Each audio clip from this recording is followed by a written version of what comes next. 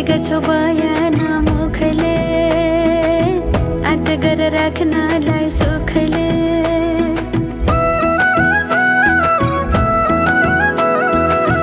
कति गरौँ तिम्रोमा बयान गर्दै अब बेलैमा कल्याण।